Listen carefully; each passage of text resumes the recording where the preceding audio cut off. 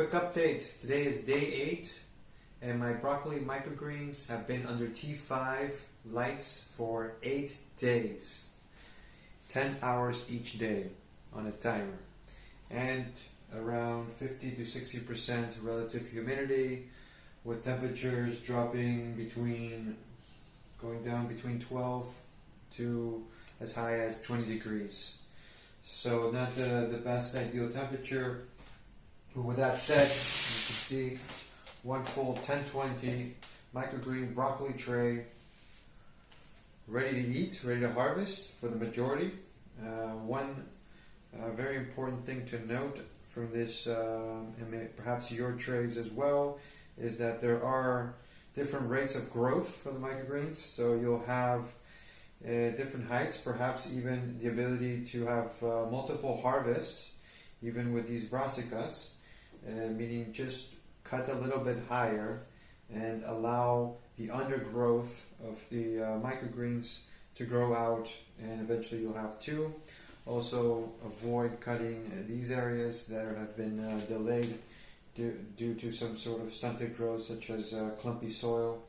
Just leave that alone, and also some of the edges that is also quite dry, much drier, so a little bit harder conditions. So you can see how I'll cut in a little bit. So that's that. Harvesting, we just wanted to share a few quick tips of what has worked very well for us for the past 3 years, and what you can also easily do at home in case you don't have the right tool for this kind of job. It's a little similar to how you would be harvesting your green leafy lettuces, but in this occasion there's a lot more plants, there's a lot more to hold on to, and that makes it very important for you to have a very sharp knife as well, or sharp scissors. So behind me I have some options that you can use, and one being a flat sharp knife. Just make sure you have either a sharpener to make sure your knife is sharp. So this is the best tool I've been using, so I can easily cut a tray in about 10 seconds with this knife, and splitting it up in 2 sections.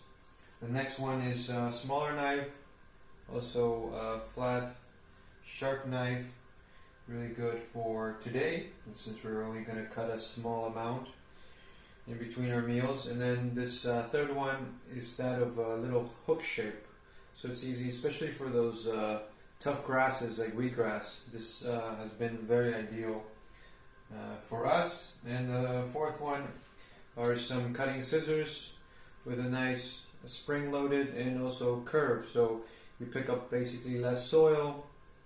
It makes it much easier to cut. These trimming scissors are very sharp, and we carry 2 different types as well of this, so in case you are also interested, check out our website.